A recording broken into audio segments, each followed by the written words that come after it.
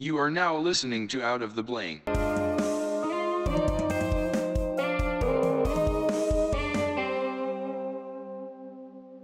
Welcome to another episode of Out of the Blank podcast. I'm here with Heidi McNeeley. Did I say that properly? Yep. All right. So tell me what you do professionally, Heidi.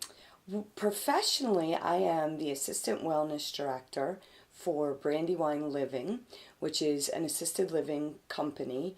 Our building is in Rehoboth, and basically what that means is I manage a unit of 35 residents who have dementia and are mostly in advanced stages of dementia. Really? Mm-hmm. You know, I have a good question for you on this. Okay. If I wanted to interview or talk to some of these people with my recorder, just like hear some stories, because I mean, yeah, it's dementia, and I understand people are like, you're not gonna understand, like they don't know what's going on. It's like, yeah, but there are hints and like glimpses of themselves that come back, and they just get, if they're getting flooded with memories. The problem is they can't remember specific things, or they remember specific things, but they can't remember like who you are, like at the time you ask them. Right. But if they have a story in their head, they're going to start saying it, and you're like, what does this have to do? Like, isn't this 1842? You're like, whoa, whoa, whoa, whoa, whoa, what? Like, it's just interesting. Now, is that legal for me to do? Am I able? Because I thought about going down to the retirement home down here and just asking if anybody, because they're sitting there waiting to talk to somebody. Absolutely. I mean, many times when I did my service learning and my volunteer hours, I was dealing with, a bunch of them telling me all these stories. I'm like, wow, like you were in the war, like they're my modern day textbook. Yeah, excellent You know point. what I mean? Yep. Because I can't read. I mean, I can read very well, but I just don't like to. Like, sitting down and doing that is just not fun for me. I like to buy books and, like, have them stocked up so I look smart on the shelf. But, it's cool because, like, having these conversations and being able to podcast, I'm getting your story. You're telling me your book that you're writing and you're still writing. And it's just so inspiring. I want to see when the work's completed. Hopefully you outlive my book, but still, how many pages are you coming down to? Are you coming down from 1? Are you going into 500? It's like, how deep are you willing to go, and what steps are you willing to take to pursue it? That's just us. Yeah. I think that would be a fascinating project for you because there are so many people in different stages of dementia, and you may want to talk to somebody like we had a guy who was 90 and he was a Secret Service agent and he had met Martin Luther King, hung out with JFK. I mean, really had some fascinating stories.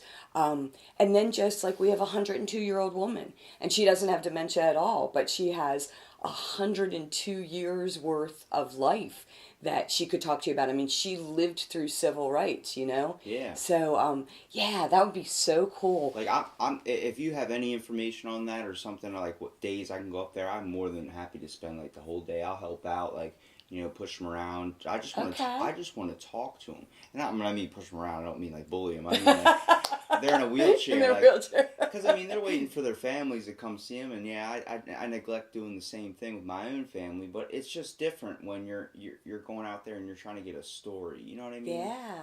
And I don't want to be a reporter, but I just know that they got something to tell. Everyone does. Oh, absolutely. Whether you're 10 or you're 100, you got something, you've done something with your life, whether that's super interesting to somebody. That's why I'm recording it. So if anybody hears what you're doing and finds that super interesting and decides to look into it, there you go. Right. Oh yeah, I'd love to work with you on that.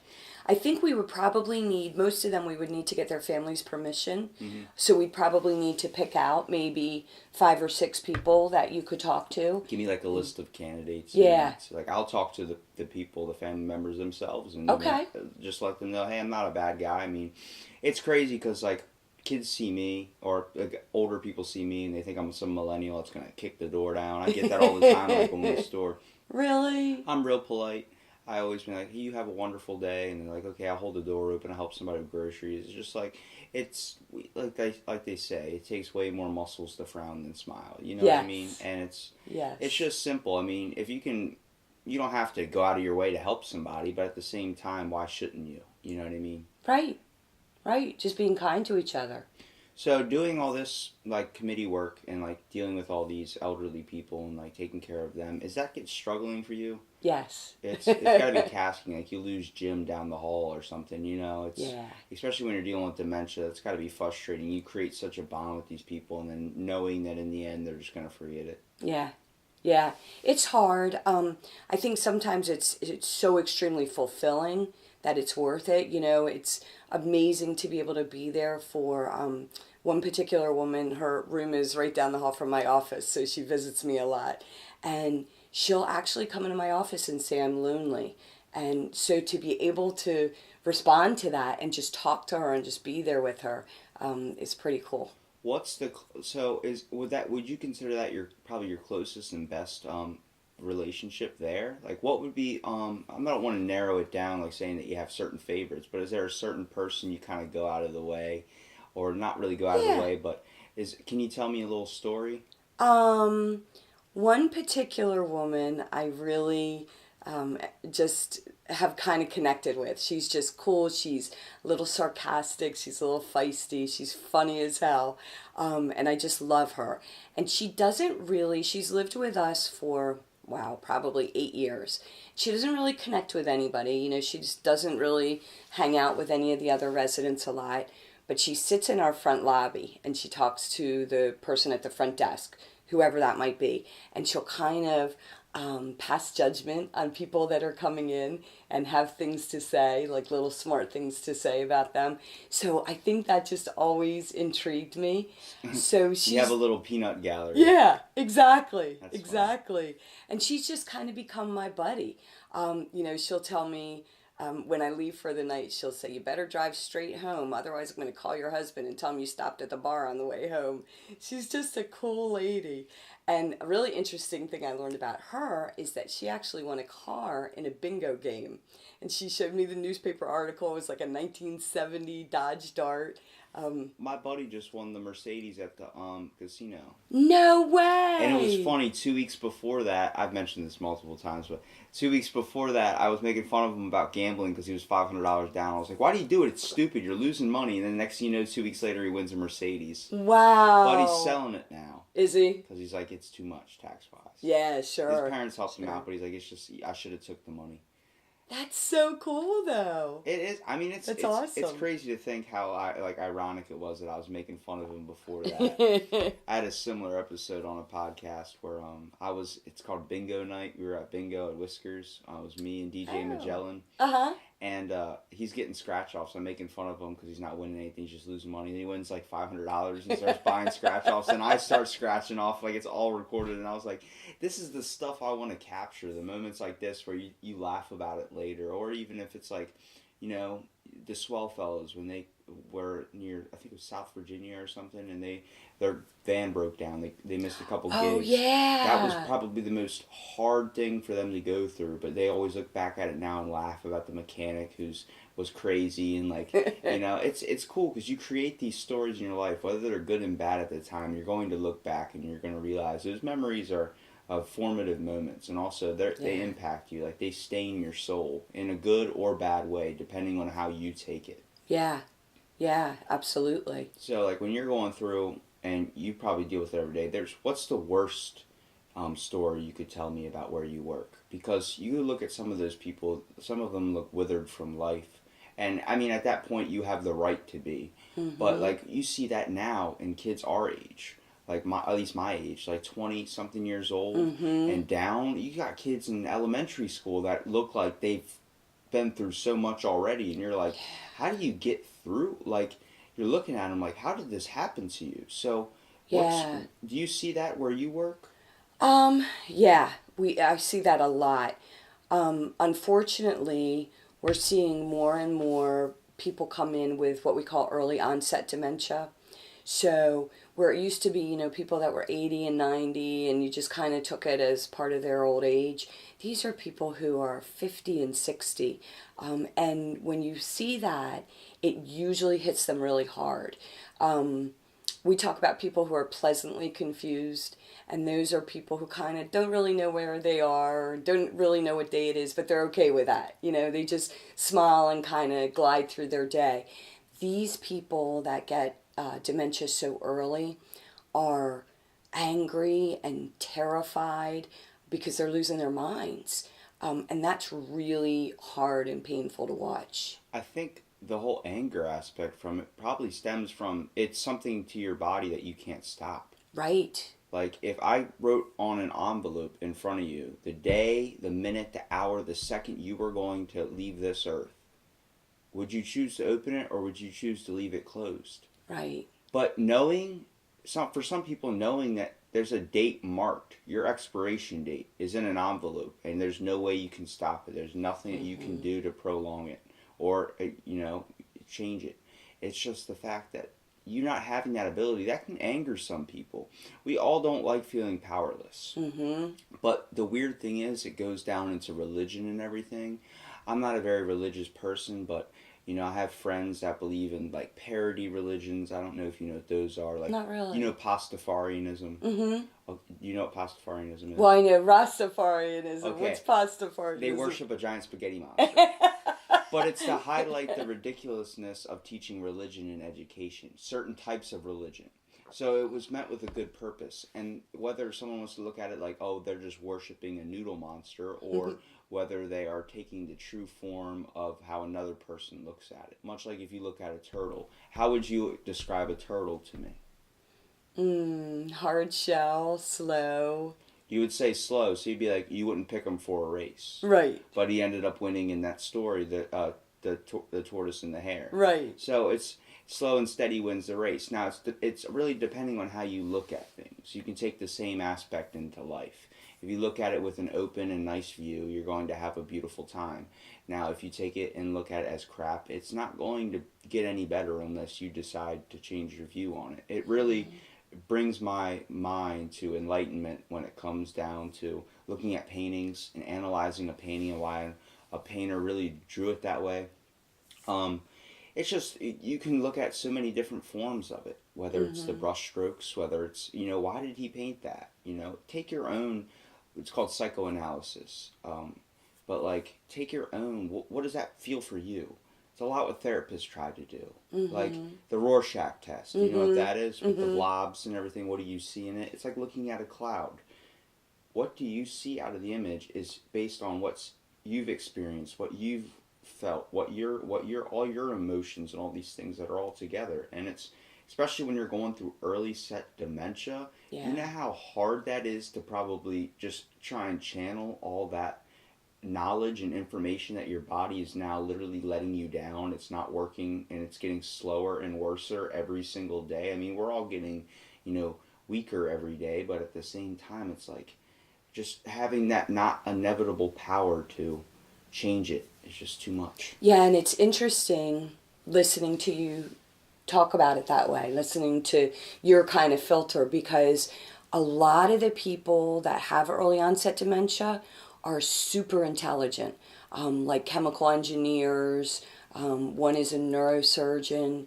So I'm thinking, how terrifying to have so much information stored in this remarkable brain and then slowly be losing the ability to kind of gain all of that or to let it all out, I guess. There's a good book you actually might like. It's only one of the very few ones I've read. It's just because it packed such powerful emotion in it, and it was probably the shortest book on the shelf for me to grab, but it was like 200 pages. Okay. Everyone else is reading like Harry Potter, 600-page books, and I'm like, yeah, I'm going to choose this one because there's 40 words per page.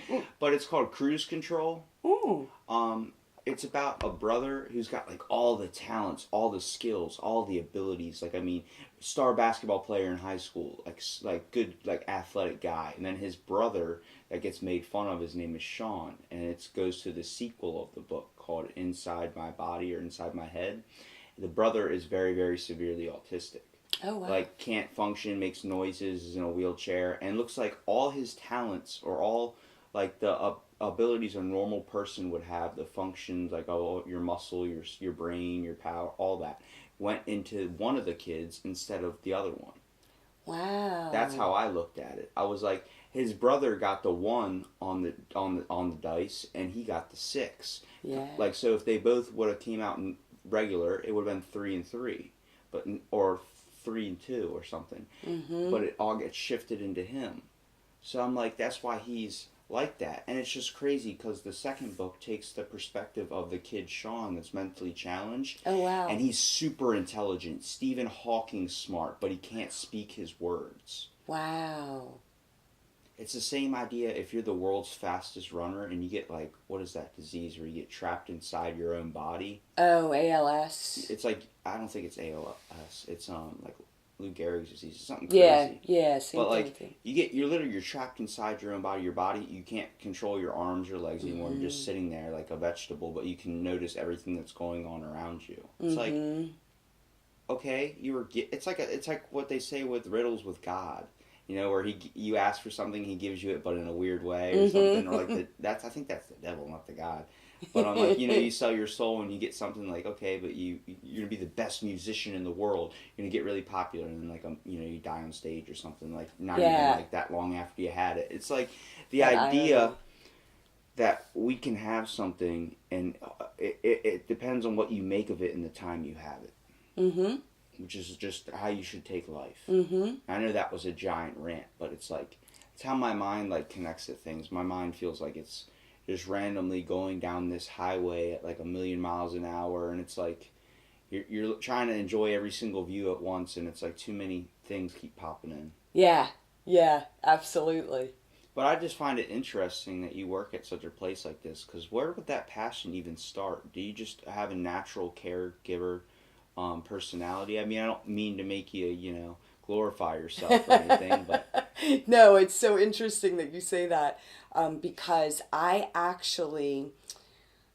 guess I was about 24 or 25, and I started working in a nursing home out of necessity. There was a nursing home down the road. My husband had just lost his job. Our house payment tripled. I had just had a baby. So it was like the only job that opened that would coincide with me being able to take care of my baby. And I hated it. And I never wanted any part of it. And I was like, I'm just here until I can get something better, until I can quit and take care of my child. And then I stayed in it for 30 years. So I really kind of stepped into it completely by mistake, wanting no part of it. So you kind of got stuck in a routine. Yeah. Like never got the super drive to chase. Did you have any other passions you wanted to go after? Oh, absolutely. Absolutely. Like what? Well, I love to act. I'm a community actress. So I did a lot of that. Is that how you knew Richard? Yes. Yep. Yeah. Richard and I are in Murder Mysteries together. I thought I might want to try that. Oh, you would be so great. You would be so great. We could definitely use you. Sherlock Holmes. Could I play a Sherlock Holmes? Yeah. Yeah. That would be good. I think you'd be good at that. So, but like, what else? You just want to be an actor? Was that your main drive as a child? Yeah. So I wanted to be a nurse, but I wanted to be an actress as well, and that kind of overcame the nursing caregiving role. And then, so I kind of fell into this job. I couldn't act where, I grew up in Columbia, Maryland, and then I lived in Harford County, Maryland, and there wasn't really anything professional available.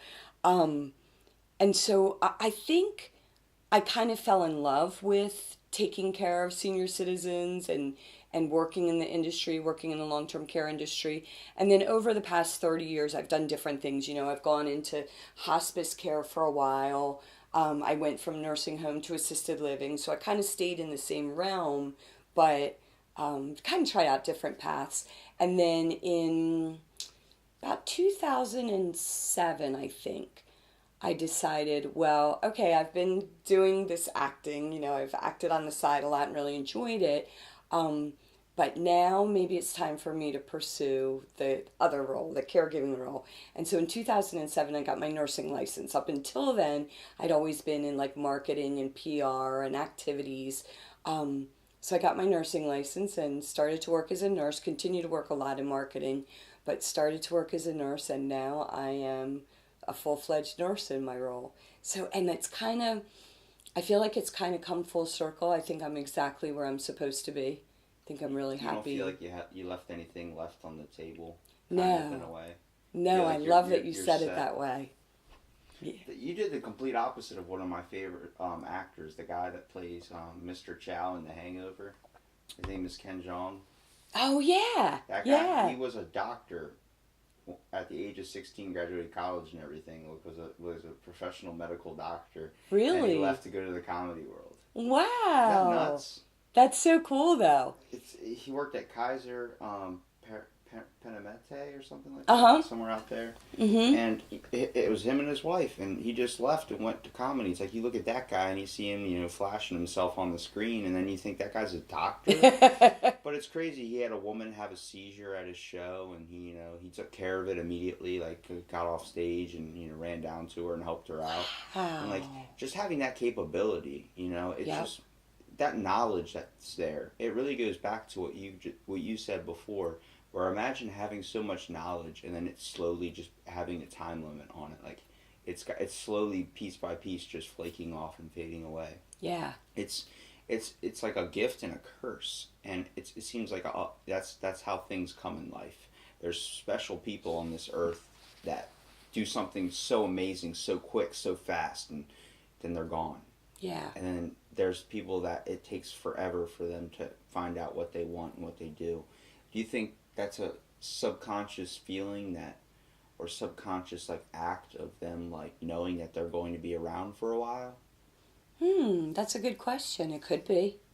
Because could be. it really it blows my mind. Because you can take the safest route like through life. Go to school, don't go outside, don't do anything, stay away from any dangers, any sharp objects, wrap yourself in a bubble. But you can still die at the age of 20, and then some guy lives his life jumping off mountains and cliffs. Could live to be 100 and something years old. And it's like, what do you wish to do with your life? How do you wish to make it? Yep. And I want to hear the stories that these people have experienced. They've been through so much of depression, Yeah. all these major events in our history that are here that people don't even take the time to really look at. I believe school is very, very beneficial. It is. I took it for granted majorly.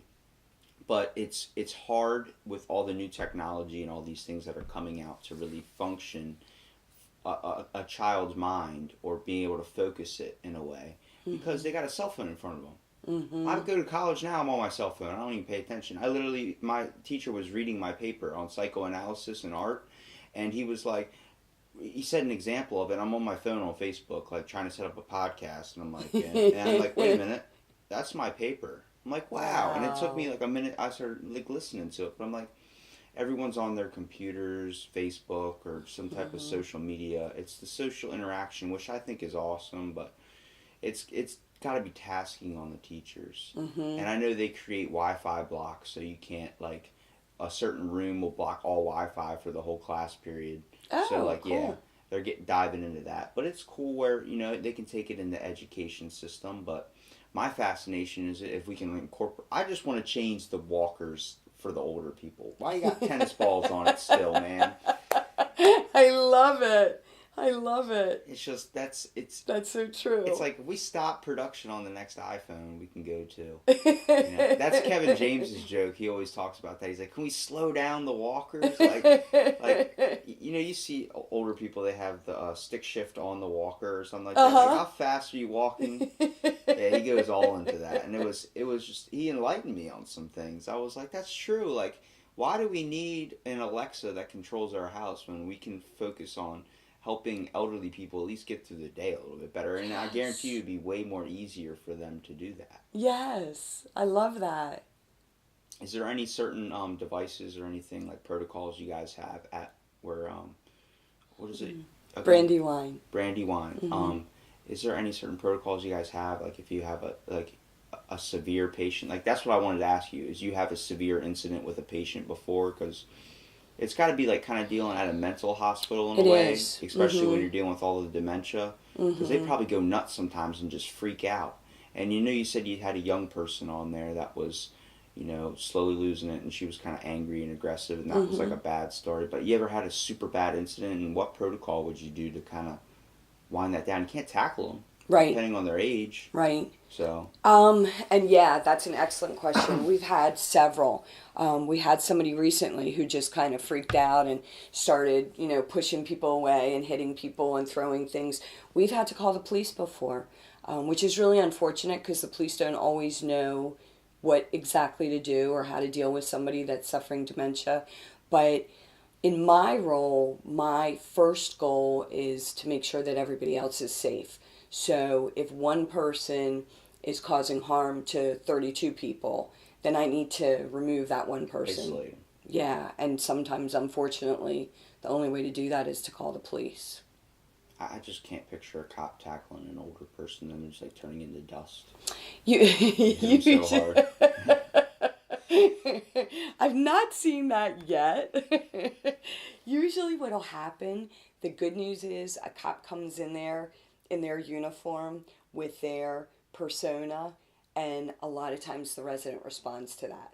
Whereas when I'm saying, Mr. Johnson, you gotta sit down, that holds no weight. But when they see a cop, a lot of times that'll just kind of make them take a step back. The times it hasn't, it's usually, I don't think they've ever put anybody in handcuffs, thank God. But it's usually the cop kind of strong-arming the resident and getting them into the car and then taking them to the hospital. Usually it's taking them to the emergency room and then going from there, figuring out if there's a medication that they can have, if they need to go to a psychiatric unit for a little while to get their medications kind of evaluated and maybe changed.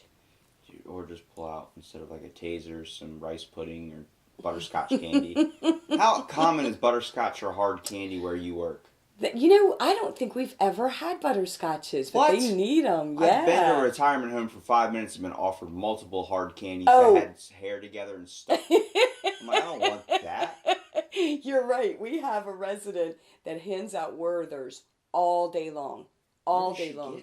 She gets us to buy her bags of them. And so every time... Distribute them like Willy Wonka and the Brandy Wine Institute? I know. I keep telling her, could you try chocolate? I'm like sick of Werthers. And then she does try chocolate and it's all melty and disgusting. She's probably like, you better be happy with the butterscotch. Right? So I have a drawer at work that's full of Werthers. I have a drawer at home that's full of all the Werthers I bring home in my pockets. So yeah, you're right. No butterscotches but Werthers. I wonder why they like that so much. I don't know. A lot of foods they can't eat because of their dentures and like it's too hard, but that candy's like the hardest one, but you have to suck on it. I don't know. That's the part where they're enjoying all aspects of life. Yeah. My grandma, when she eats potato chips, she eats one at a time and sucks on the chip. Like slowly eats it. I'm going handfuls and handfuls and eating it. I'm like, they're enjoying every beautiful taste, every sense that's inspiring their taste buds and bringing back memories, because your taste, your smell, all that links to memory. Mm-hmm. And it's exciting because like you randomly be having a bad day and then smell something and be like, wow, and just bring you back to your childhood. Yes. Yes. That's like one of the most potent senses for kind of evoking memories is scent. If I had to ask you, what scent would you give up? What scent would you give up? That's so hard. I don't know, because you would think sense of smell, but then you don't want to eat if you can't smell it. Sense of smell for you, because working at an old folks home, probably got to be not the most sanitary. I mean, you guys probably do your best, but do you have to give them sponge baths and stuff? Mm-hmm. Yeah. Mm-hmm. Not about that. I'll podcast with him while he's in the tub, but I'm not hopping in there and rubbing your back, bro. Yeah, you just keep the podcast roll. I think that's safest. Yeah, that's more my outlet. I'm sorry, but when I hate taking a shower for myself, so it's like. And you know what's really interesting is as dementia sets in, nobody wants to take showers. People don't want to change their clothes and they don't want to take showers. So I'm not sure that we've ever been able to determine what's really up with that. I know. Okay. If you got dementia, just say you forgot to take a shower. And they say, why don't you take one now? I'll be like, what? What were you talking about? Take what now? Yep. Take a nap? Okay. And then go to sleep. Like, yep. That's the best. That's the best thing. If to take the bright side of dementia, if you're going through dementia, you can just like, if it's not that bad, you can kind of like know what's going on, but you can act like it's really bad. Oh yeah. You get away with so much stuff. Yep. You're not supposed to be in here. Come on, it's time to turn the TV off. But it's only been a minute. You've been in here for an hour. I've been watching this TV for a minute. I think there are definitely residents that use it. I use it as like a crutch. Mm-hmm. Kind of get through the day. We have one resident who is hilarious. I just love her. and she's kind of along the lines with the other one I was telling you about, but she's just mean. And she'll say mean things about people that you wish you could say the same things about. And I always say, we're going to see her on like Dateline in 10 years, and she's going to say, they all thought I had dementia. But she is, I think she's right there. I think it's just a fake. It reminds me of a joke. Hannibal Buress, you know who he is? Mm-mm. He's a famous comedian, but he cracked a joke about, imagine if Stevie Wonder came out saying he's not really blind. Because he doesn't do anything a blind person should be doing. Like, right? You know what I mean? He goes to Lakers games and sits courtside. He shot free throw shot. Like, they let him shoot a free throw. Why? Really? And instead of everyone going, oh, he missed it. Obviously, he's going to miss it. Why didn't he play with it? Right? Yeah, he made it. It made him feel good. But, like, imagine if there's, like, if he comes out as, like, blind or not blind, and like, yeah, I just like wearing glasses and nodding my head side to side. Like, you know, it's crazy to think, like, there's definitely, like, probably some giant scandals out there. We've seen that stuff with, like, kids saying they've been to heaven and then coming out later that they were just lying it was the all whole time. fake. It's crazy. It really wraps my mind around conspiracy theories, because, like, there's these theories about, like, you know, the theory that's now being, I think December 6th, 2018 was the release for it, where the government was pushing, like, hiding opioids, the results for them. No. You didn't hear about that? No. Okay, so there were, like, doctors that, like, from, like, 1990s on, that were, like, searching and putting in stuff for, or not doctors, the companies, the manufacturers of the opioids, like the ones that would use for prescription medication, would give doctors these notes, and it would have certain words highlighted, like snort, crush, because they're used for drugs. People use that, like, snort it up their nose, do all that stuff, which you know of. Right. I'm not saying you do them, I know, but for everyone out there that's listening, she works at Worcester, what is it called? It's Worcester County Warriors Against Opiate Addiction. She works with addiction of opioids and all these types of, which we're going to talk about. But they would have these certain words that they'd have to highlight. So this person would come on there and they'd look at them and then they'd be like, okay, and then they'd talk to them. And if certain words got said, they'd circle them and then report it back in a research study. And it was done in so many studies in, like, 1996. Wow. And all this information was supposed to come out. Like, the government was like, this is mandatory. We need this out there. The companies that produce this stuff, like Oxycodone and all this, paid off settlements to make sure it didn't get out there. Same thing with the sugar industry, where they said saturated fat's the enemy, sugar's the enemy. But they paid and funded all this money to tell everybody saturated fat's bad and popularized it. It's the same thing they did with opioid addiction. When people get addicted, you're addicted to relieving the pain. Anything to get away from the stress. And the fact that, like, I could change the name of, let's say, if I was going to say, do you want to try some meth? What would you tell me? No way. And that's because your knowledge on it, right? Right. But imagine if you're unknowing of what it is. So if I asked you, would you like to try some mycipultheptamine? It's going to help you with your back pain. And I'm a doctor wearing a lab coat. Sure. You're going to take it. Of course. So what's fancying up the name when it's literally the same thing? I just changed the name to it. That's what they do with a lot of their stuff. It's a big thing with, like, the Food and Drug Administration. They settled with these people, these companies, all this money, and then it's now coming out, like, this is just a couple months ago that all this stuff was going on, and it's becoming a big crisis now. It's like all doctors are literally addicting you to these medicines, and that's what happens. We've all seen it. You know, someone goes in, like, I got this stuff, this Valium or this Oxycodone to help with some pain, and then next thing you know, they're going back and back, and they're like, dude, just, like, can you give me some for, like, 2 months or something, a supply? Because we feel like our body needs the drug. It's not that sometimes we like the feeling, but eventually it becomes a psychological thing where it's a dependence on it, a chemical dependence, and it's really, really strong. And you deal with that probably on a daily basis doing with the Worcester County Warriors. I mean, just explain to me your whole just process of that. So, basically, the Worcester County Warriors exist in the community to work with people who are addicted or people that love somebody that's addicted. And we try to kind of navigate resources with people. So your question to how do we deal with that on a daily basis? Probably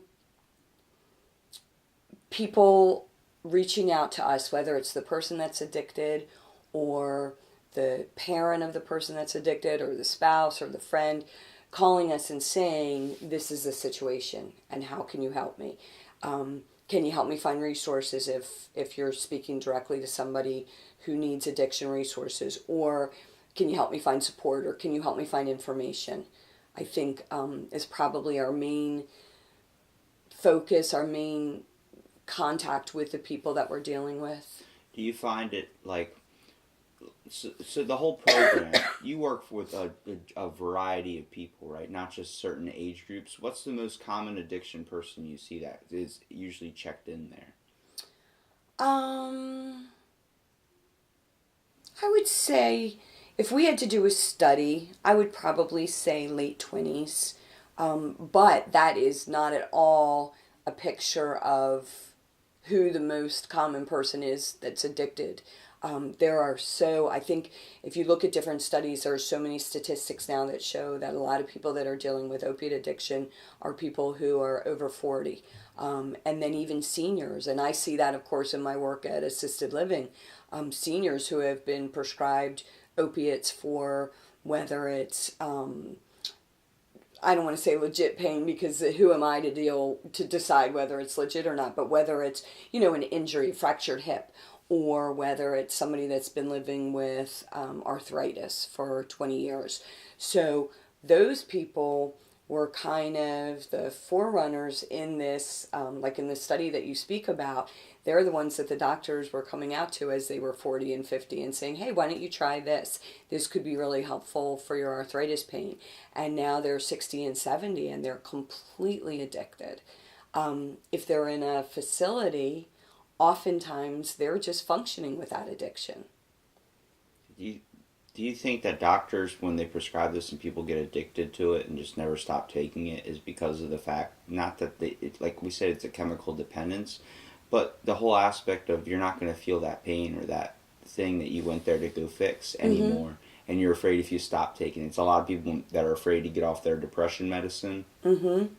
They get the sense of feeling it's going to come back. And yes. It's gonna be like it was before, and they're just too scared or too, just blocked in their heart and their mind to understand that it might not come back. But it's beneficial to have drugs like these at times that can help people and help somebody that's really going through something. But it's not a long-term fix. Mm-hmm. It's a short-term solution for a long-term problem. You have to work on finding your inner self and your inner happiness to really go for and get rid of depression. It's something very, very big, and a lot of people suffer it. You find it younger and younger ages because they're dealing with a whole more giant world than what you were dealing with when you were a kid. Yeah. Not just saying that what you were dealing with when you were a child isn't important or wasn't traumatizing. If it was, the whole aspect of communication going so far, technology going so far, is opening our minds to,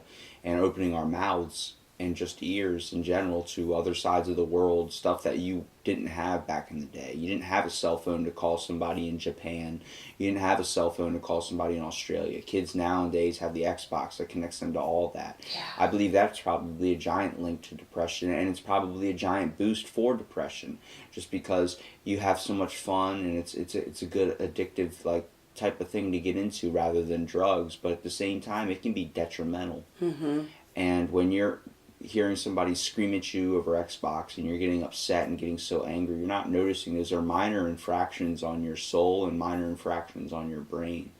And I did it so much as a kid. I'm guilty of it myself, screaming and cussing on the microphone, trying to, tell this kid that my mom's not fat, all this stuff. It's like hearing all this stuff on there, and it's like, it's so powerful to understand how someone can neglect another person's emotions. Mm-hmm. And what that person that might be going through a hard time just looks to a substance to try and recover from it. Mm-hmm. Believing that life, they can't do it on their own. They need something that's going to help them, like a shield. Mm-hmm.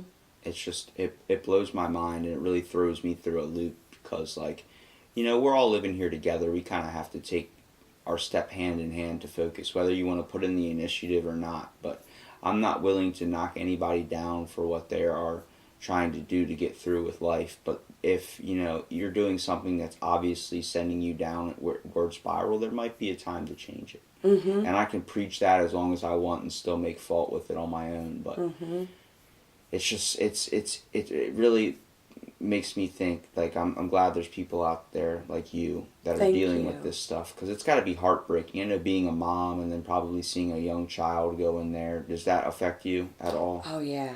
Yeah. And I think, wow, what you have to say is so important. I think there are so many dynamics involved in addiction and how somebody gets addicted and why somebody gets addicted. And it is heartbreaking. It's heartbreaking to see when it destroys a life. And I think, like you said, I love what you said about not knocking anybody's choice of how they get through life. And I totally agree with you. I think, there are times that we just immediately determine if somebody's addicted, no matter what substance they're addicted to. If somebody's addicted, then they're weak or they're wrong or they're immoral. And I think our organization really wants to change that. We really want to get rid of that stigma. Like you talked about getting off of depression medication. I heard a brilliant physician from Johns Hopkins talk about kind of the analogy between somebody who's on whether it's antidepressants or opiates or opiate replacement medication like methadone or Suboxone. She said, we don't tell people who are taking heart medication, well, we've got to get you off of that. We've got to get you exercising. We've got to get you eating properly so you can stop taking your heart medication or even insulin. People that have diabetes, we don't say, when is the day going to come that you can get off of that insulin? And she said, we need to start looking at behavioral health medication the same way. And instead of saying, when are you going to get off that opiate replacement medication? When are you going to get off that methadone? She says, we just need to figure out how people can continue to live their lives and function normally and happily and peacefully with the medications that they're taking.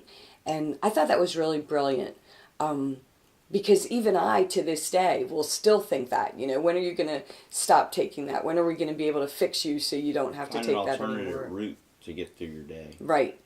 Relieve the pain and stress. And it's for some people, it's the alternate route is way too hard, way too difficult. They just don't feel like either whether they're too old and don't feel like they have the time to change it, or whether it's just too difficult. Like the road seems too rocky. It's really hard, because if you put your mind to it, it doesn't matter who you are, you can achieve it. And it's something that's very, very true. Those motivational posters you see in the little child classrooms, like success is only measured by, the amount of failures you let in or something. It's like you see that type of stuff and it's like, what? Like, what does this kid with a baseball have to do anything with that? Like, they're just the weirdest pictures that don't make any sense for the poster.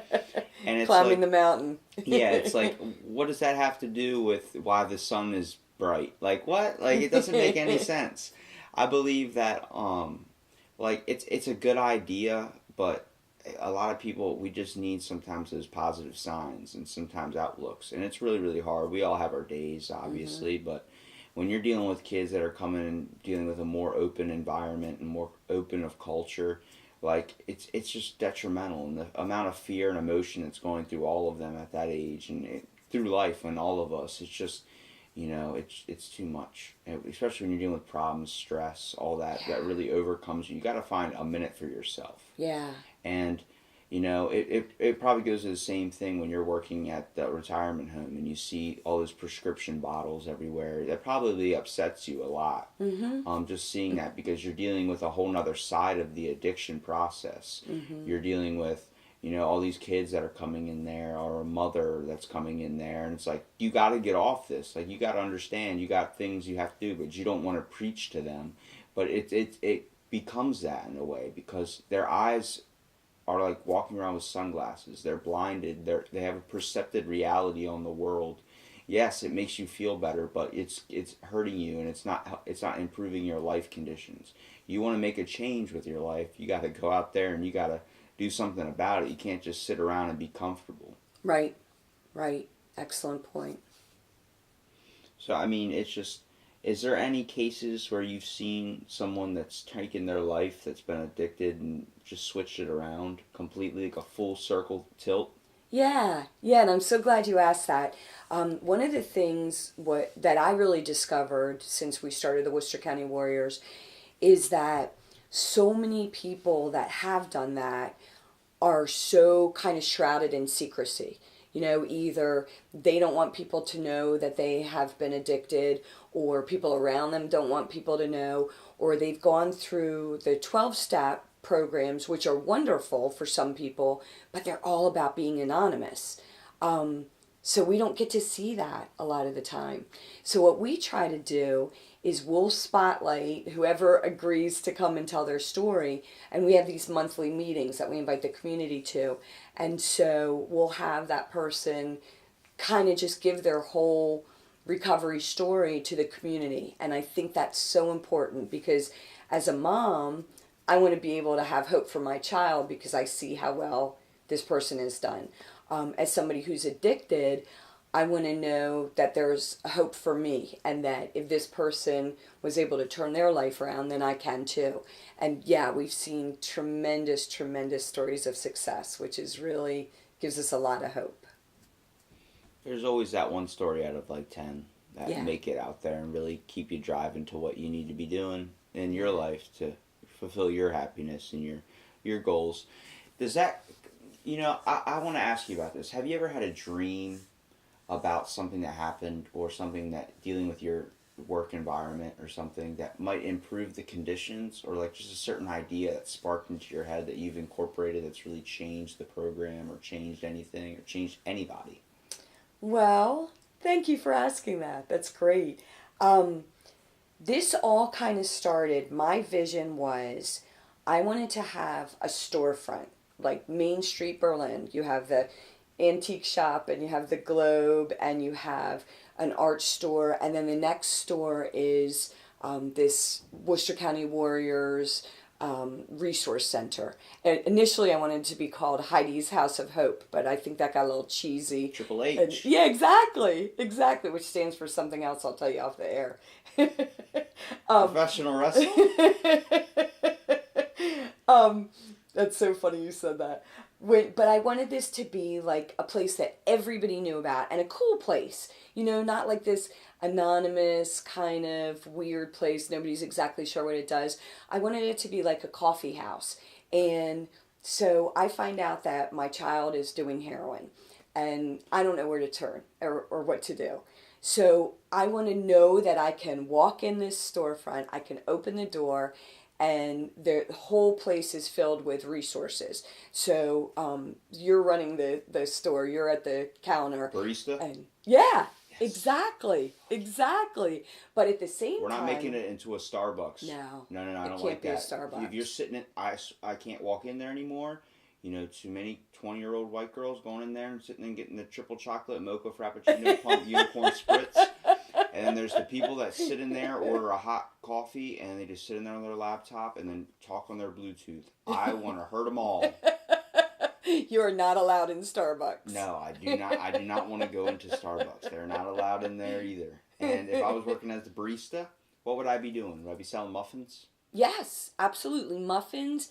And let's just have like coffee and cream and sugar. I mean, we can have cappuccinos and we can have espressos, but I get so intimidated by like breve. When they say what size do you want, I'm always Venti. freeze up because I'm not sure. Venti's large, it means 20. Oh, okay. They all have like the language behind it is like the numbers or something. I don't know. I'm just like, can I just get a large one? And you think a grande would be large, right? But I order a grande and it's like this big. I'm like, oh crap, I think I wanted the venti. Yeah.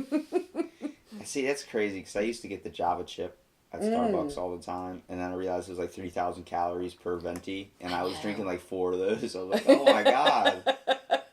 I know. When I started looking up calories, I was like, no good. They at put it on Starbucks. the thing for you so you can look at it. I just drink a hot coffee and put some of that sugar-free syrup in there, and then that's it. That's just good for me. So my favorite thing is usually not on the menu, but I highly recommend a London Fog, which is Earl Grey tea with steamed milk. I hate tea, and I'm lactose sensitive. Don't get it. Nope. I will die.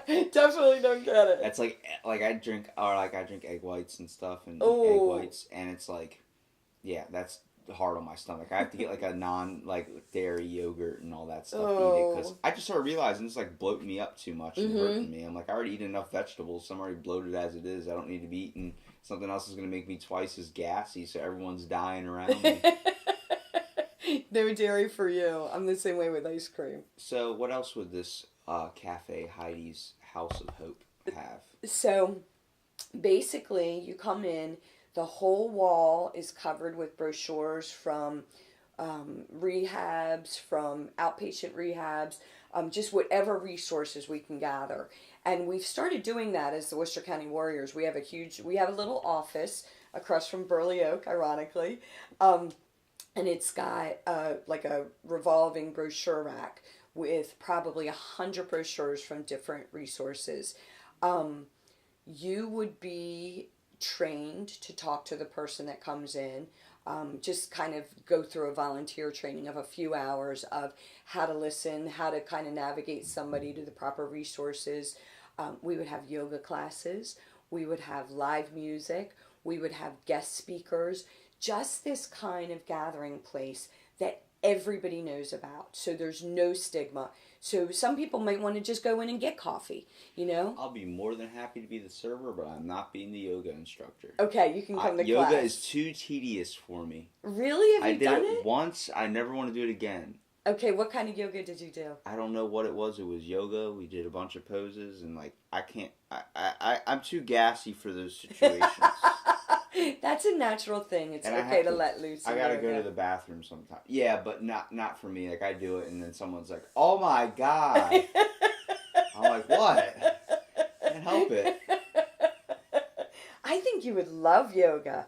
I think yoga. They do it at my gym every day. I see it. I'm like, you guys are just nuts. Okay, so you'll have to come to my class sometime. I've been trying to get your mom to come to my class forever. I teach Thursday nights at 7. And now I'm teaching Sunday mornings at 7:30 at Zena in Berlin.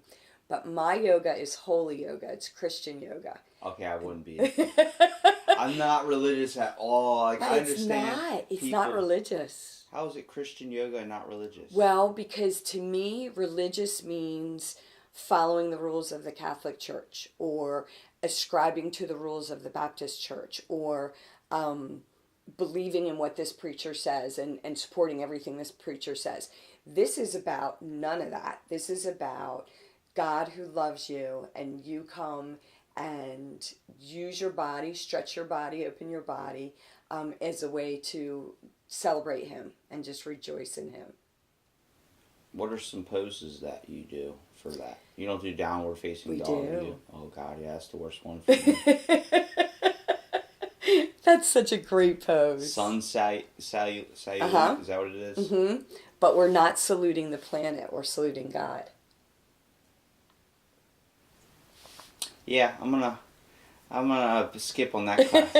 Yoga isn't for me. It's the whole stretching aspect. I don't like to do all that. Really?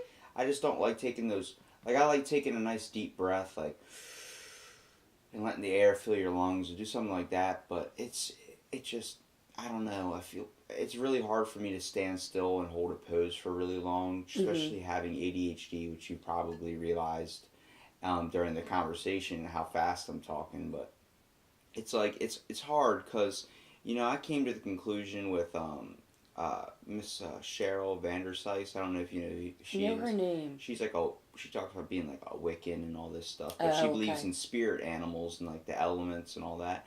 I do believe, like, if I had a spirit animal, it would be the sloth. Because I'm really quick, but I want to slow down. I want to have that. Oh, yeah. You know? And I've always had fascination with them. I mean, the attention-seeking part of it. But it's like, it's crazy because, like, having that dream of building something, it really, that question, all that inspiring of what I wanted to ask you about, what you, like, ever dreamt that you would like to change. I had a dream last night where I owned an apartment complex, like probably 40-something rooms, and it was for addiction people, and like for all these people that can work, and as long as they're working, and like I wouldn't have to pay anything on it. Utilities was all paid for by the government. Wow. It was like a program. But I was like the main guy that like ran the building, checked on everybody. I was like, just having someone like me that can go to your door, hey, you wanna how's everything going? You doing all right? You playing Xbox? What are you doing? Like, just be able to talk to the person and be like, just all these people working together, living together, have a community pool out, on the side and everything. Just make sure everybody's at least going out and doing something with their life for a certain amount of time throughout the day. And yeah, they can have restrictions on how long they can be out and stuff, but not to feel locked down or anything. Just know that like there's people here that are trying to get you on your feet and are willing to provide you a stable home. Much like the same thing, it doesn't have to be with addicts, it can be homeless people. Mm-hmm. If a homeless person was trying to get a job, just as a homeless person, you wouldn't give them a job.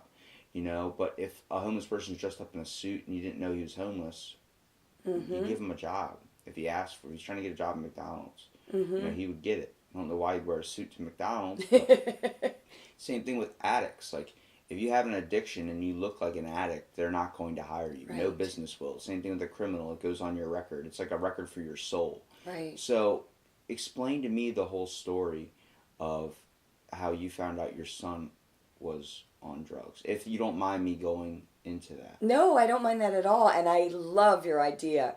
I think that's exactly. I just literally had the dream like 2 hours before you came up. That's so it was crazy. I love that. Because I've often thought, I have these two worlds. I have this assisted living world, which I love and I'm passionate about, and I have this addiction world. And I've always thought there's a way to bring them together. And a lot of times we see people come into assisted living. I have a youngish resident. I think he's in his early 60s. Brilliant guy, but he's kind of like this brilliant that's on another plane. So he never had your typical normal life. He never got married and had kids and had his own home. He just kind of always worked. And and he has some mental diagnoses like OCD. Seems like the smartest people have like the biggest like crippling disorder. Yes. So part of the reason, like, I used to work out at like 2 o'clock in the morning and there's nobody in there, and whether you want to see it as like that dude's just, there's certain people that are too smart to talk to other people. Yes. Whether it's Elon Musk in a conversation, you're like, what are you saying? Then there's Neil deGrasse Tyson, who's super smart. The guy does Cosmos, but he dumbs it down for you. He's able to talk to the public. There's good speakers and there's bad speakers, but everyone's intelligent, just how they express it is different. Well, and I go back to your theory about the roll of the dice, and somebody gets a 1 and somebody gets a 6.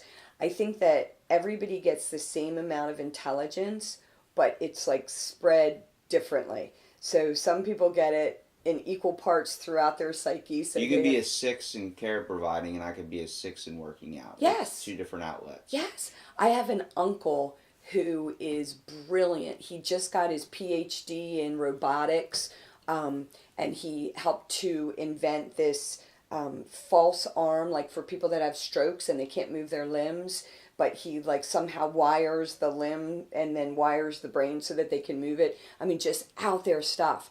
And our cousin got married, and he drove across country to the wedding, and he forgot to bring a suitcase. So it's like all of his intelligence is like in this corner of his brain. All that other like normal stuff, he just doesn't get it. So this guy that lives in Brandywine is just super, super intelligent, a great guy, but he can't really function in the normal world. He just never got a weird edge personality. Yeah. And he was living in sort of a group home. It was like him and one other guy and somebody kind of supervising them.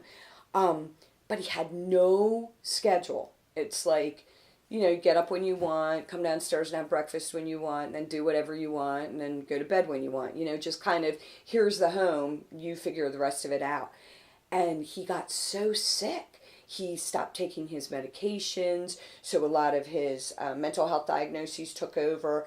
Physical stuff started breaking down because there was nobody to give him that structure. And I have often thought, so many of the people that I know who are addicted kind of are in the same situation. Some of them have jobs, which really helps. So they get up and go out to that job, but then otherwise the rest of their time they're playing video games, or they're just kind of laying around the house trying to figure out what to do with themselves. I have often thought if we had an apartment building and everybody that lived there that was addicted knew they had to be in the dining room between 8 and 9 for breakfast, and then knew that from 9 to 10, if you're not going out working, then you have to be doing this, and actually had that structure in place, I think it would help so much with addictions. I also think that if like you were given the basics of furniture, like a simple couch, stuff like just simple stuff, simple TV, those types of stuff. After a 2-week trial period, if you've noticed that their house hasn't changed, they haven't, because you initially are going to start, when you start making money, you get your first paycheck, you're going to buy stuff for yourself. So initially, when they're going to purchase stuff for their apartment, purchase the stuff for themselves, if you don't see any change with them, and after like a month or two, you can start chalking up, are they going back to using again? Are they doing this type of stuff? And then you have to be like, look, things need to change, you know. But I also believe that there should be 10 directors out of the whole building of 40. So each one gets, let's do, I guess, 2 per thing. Is that chalk up to 2, 4, 6, 8, 10? 2, 4, 6.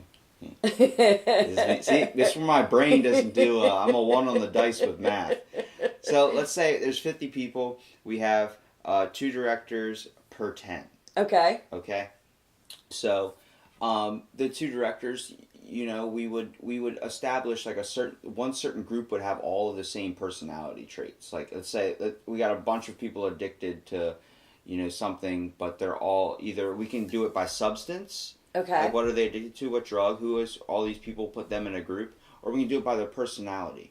Because you know, me being, you know, I'm a skater kid and all that type, you know, like working out and all that stuff. I'd be better knowing people that have similar interests and hobbies as me. Being able to talk and want a podcast every day, that would be perfect for me. So they could try to find somebody in that group for me to be in. Then we got group A, B, C, D, and we just give them, what do you want to be called? What do you want your team name to be called? You're going to live on team this hall. You're going to live on, you know, heroin hall or something. You know?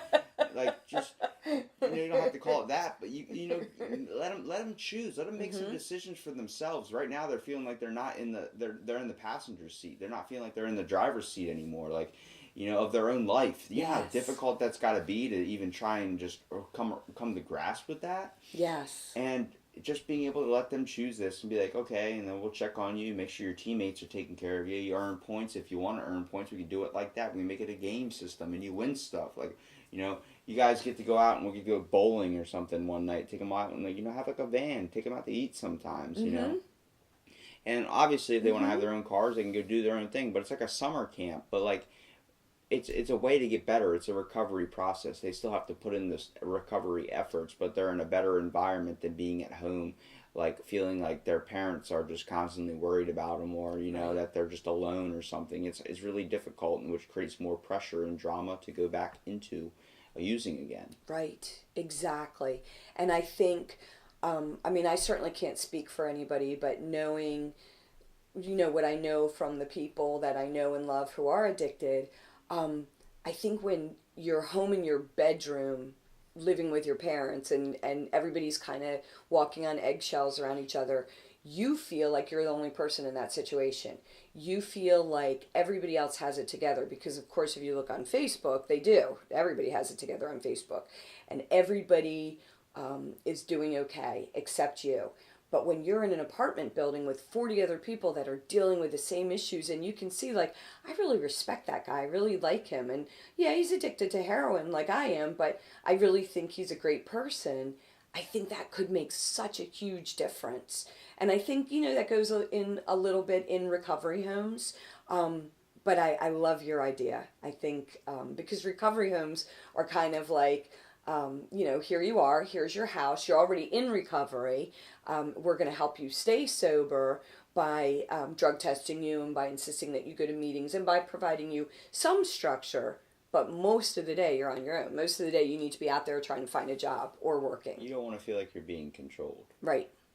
It goes back like to the government usage of all this like drugs and all this evidence they were hiding. We had an experiment called the milligram experiment, and it was like if they had a giant, powerful person in a room, like sitting at the like a judge seat, like in a courthouse or something, you're sitting in these small seats, and every time, like, we're letting you know, like they're giving you all these choices and stuff. This is the right one. This is the right one. If you're told multiple times something's right and you're just flooded with bad information, you're going to have the wrong answers. Sure. And it's the same thing with doctors telling you, oh, this drug has this side effect, but you'll be fine. It's going to relieve the pain. You're giving bad information. You're getting misdirected. And Sure. is that the doctor's fault, or just because maybe the person goes out and then doesn't come back again, he thinks it worked and they're fine, or the person died? Mm-hmm.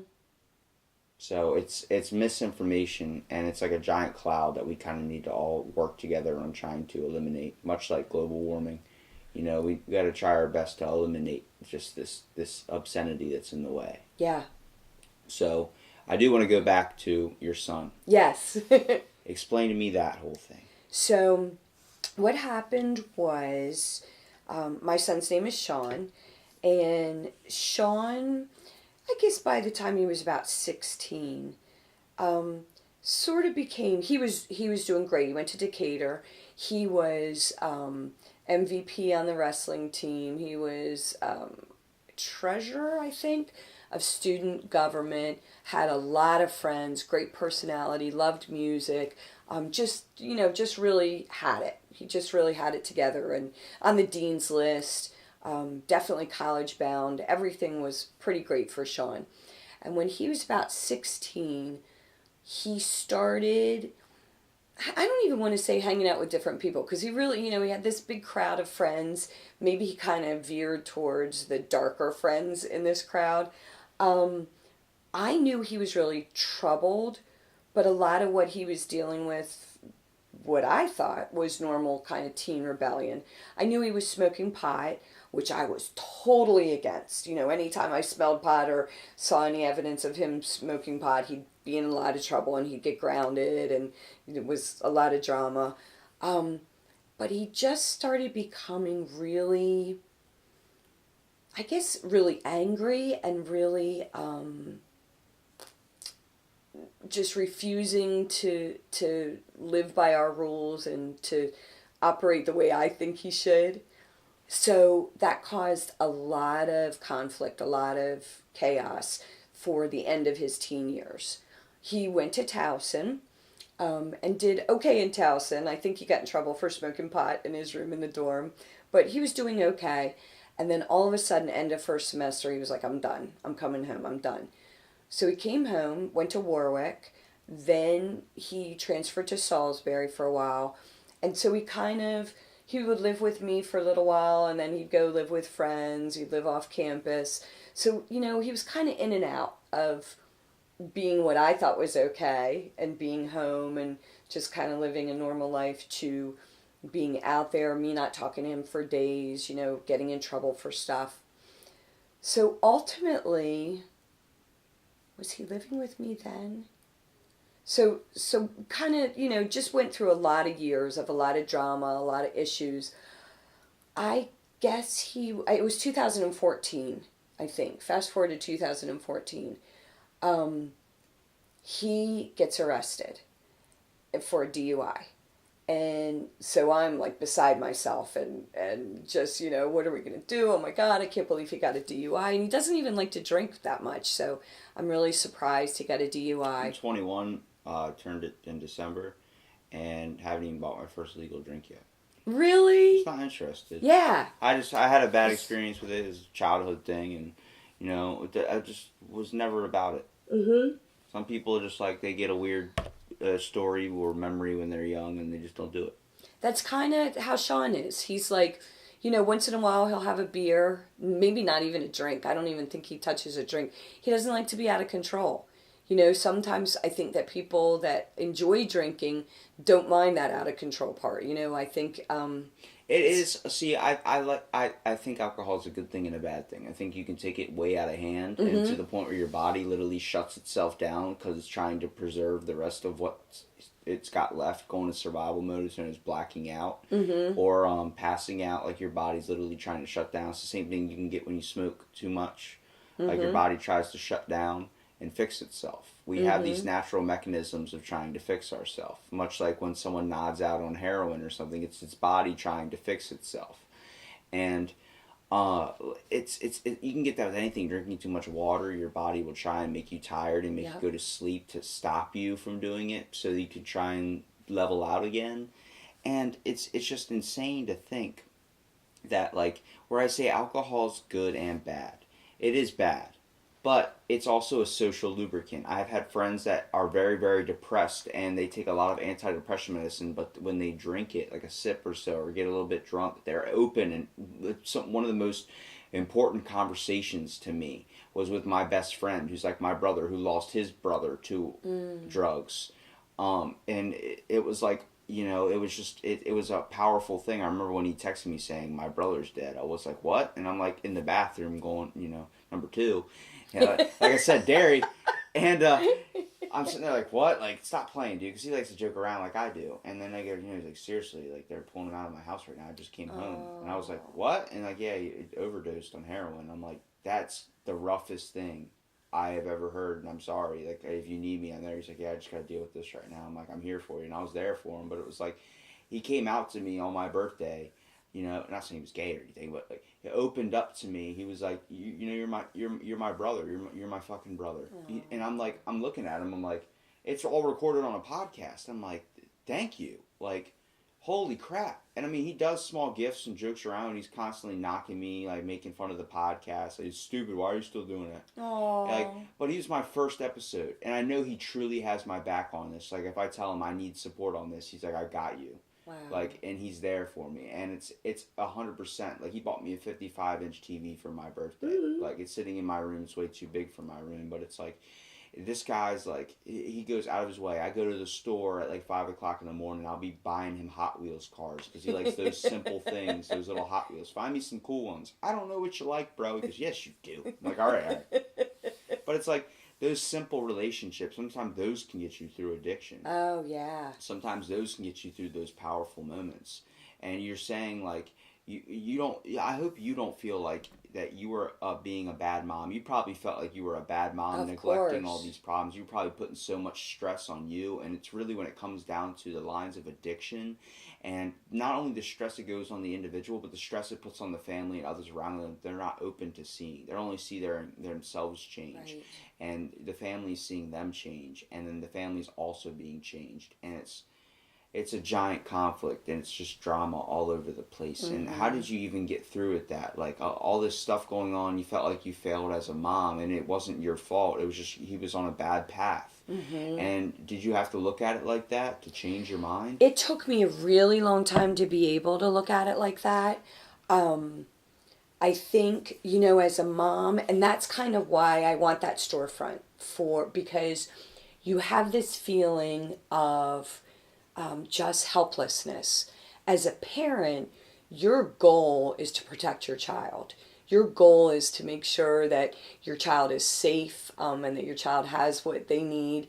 And when you know your child isn't safe and there's nothing you can do about it, it's difficult. It's just really, really hard to even, I can remember I'd be sitting at work and you can't work. You're thinking about your son. Is my son okay? I'd be off at some corporate meeting and I couldn't wait to get back and check my text and make sure that I didn't have anything that said anything was wrong, So yeah, it was really, really difficult. What got me through, me personally, was God and my relationship with God.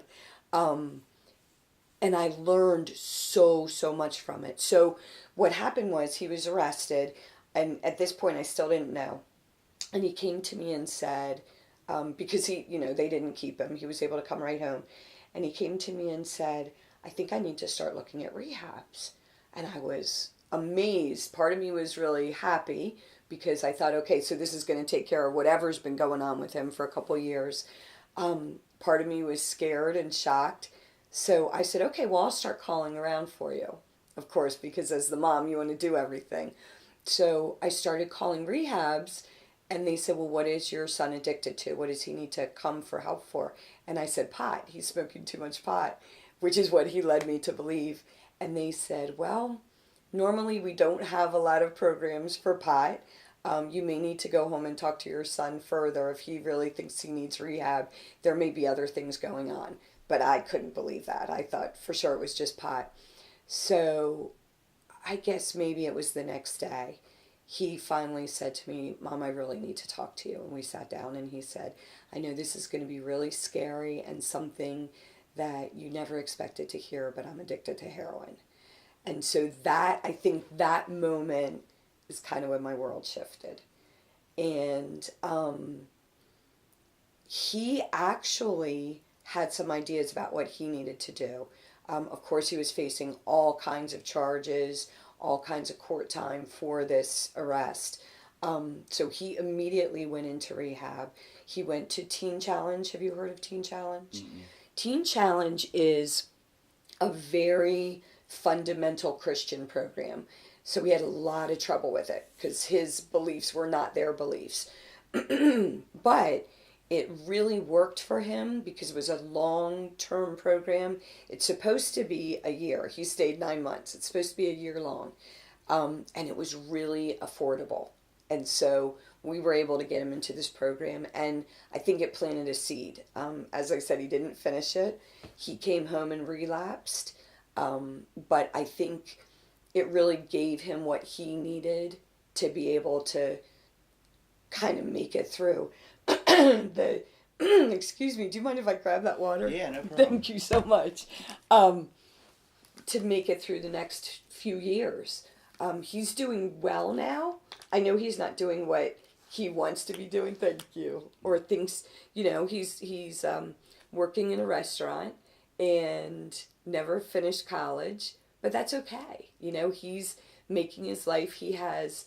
He's doing self-improvements. Yes, one step at a time. Exactly. He'll get there. Think of it as he's a cracked cement, and he's trying to fill in the cracks again with fresh cement. Mm-hmm. It's going to take a while.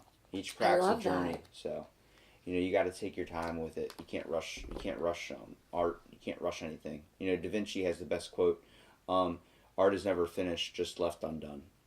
And it's true. Like, he was always constantly trying to make improvements on the Mona Lisa. He never believed it was finished. It's not, any of his work is not finished, and there's a reason behind it. He just abandoned it. Wow. And it's something, and we can always add improvements to our house, to our thing. We can always do something with our life to improve it a little bit. It was something you can always look at in another, like a week or so, and think of an improvement towards it.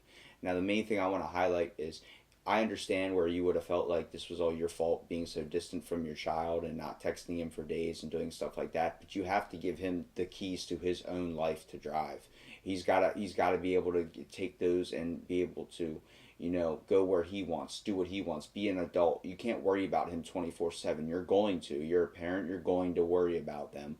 Whether you're a mom or a dad, depending on the relationship of just the nature of how you are as a person. It's the hardest thing, especially when they tell you to stop worrying so much. That you're, in your mind, you're always going to worry. And when you turn to God for that, it's like a simple answer, or a simple fix.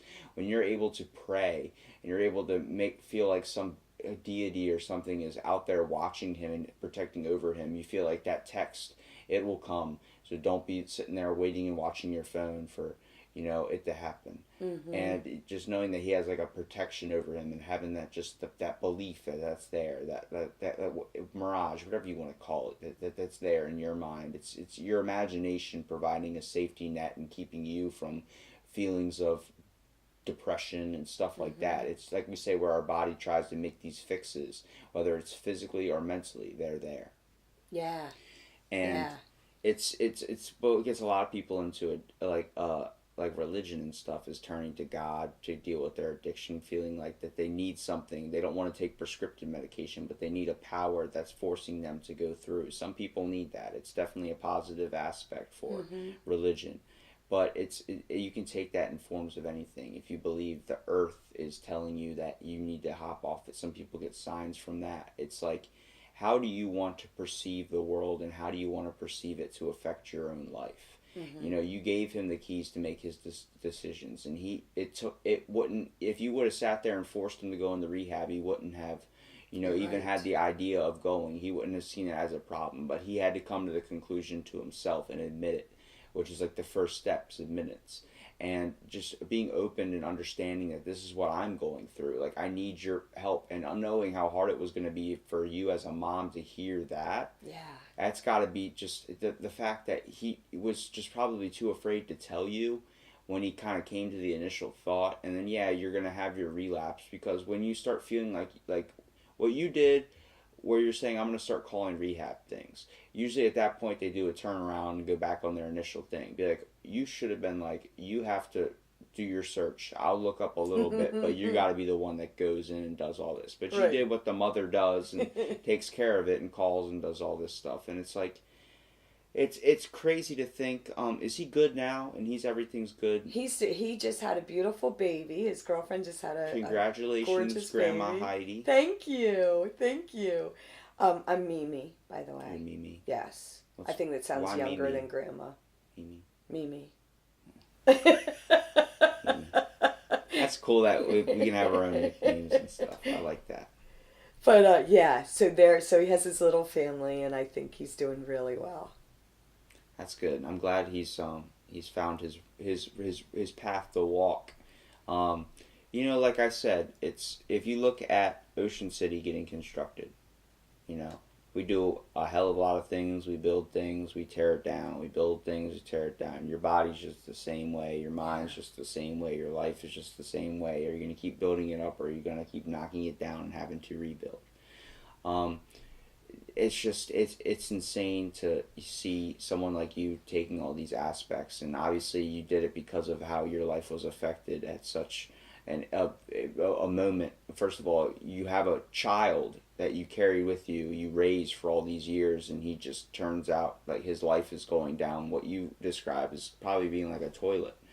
And it's like, just to see that, you're like, you want your belief in your kids to rise up. You want them to get an education. You want them to have everything set for them. You want, that's the same thing they want, but they're just so captured with all these emotions and hormones and all these different things that want us to go just live the best life possible. And like, not trying to tell anybody how to live is probably the hardest thing for people to do, and we all make fault with that every single day.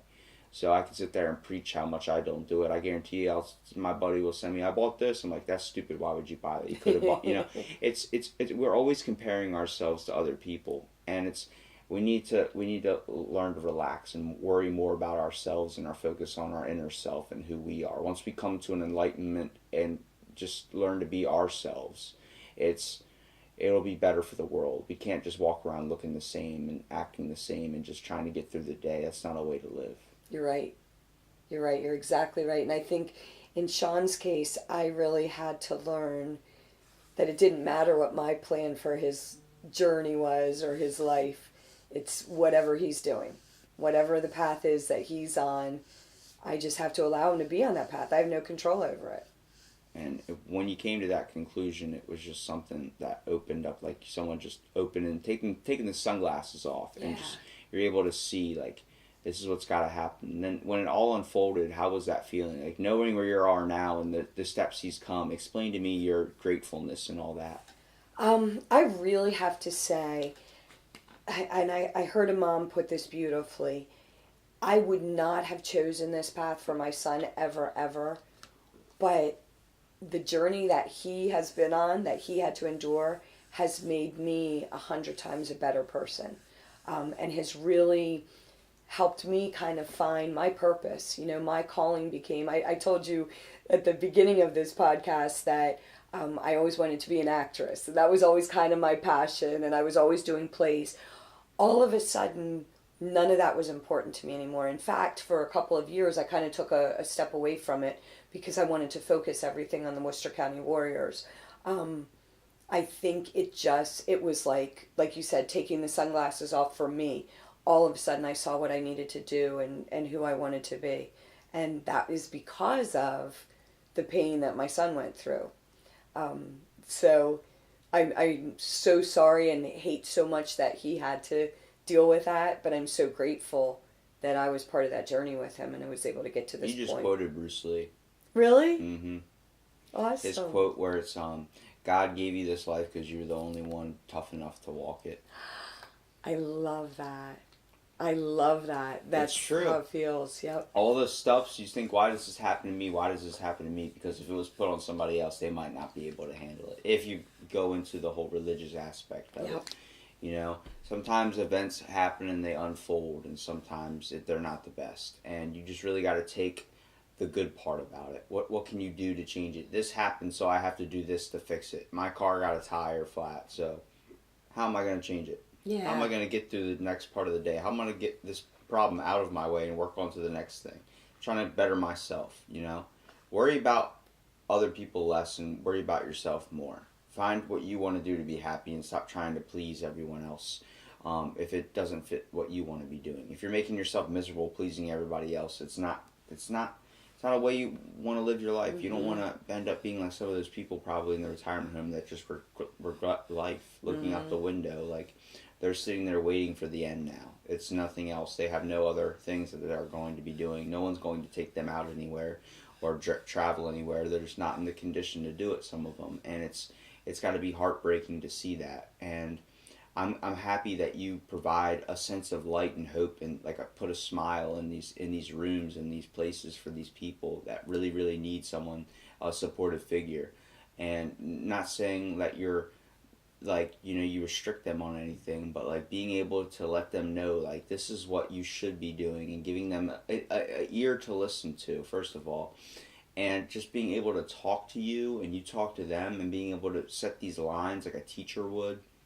When you're older, you find that a teacher helps you more now than it does when you're a child being in the education system. Because you understand the benefits of what they're trying to do.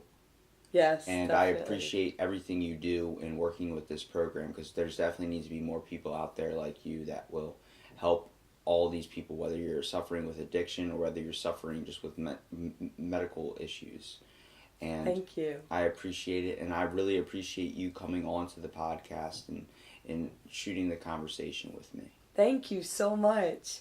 I'm so honored to have been able to be on your podcast. And thank you for informing me about this yoga that I am not trying. Someday. We'll get you back on the podcast eventually. Thanks again, Heidi. Thank you.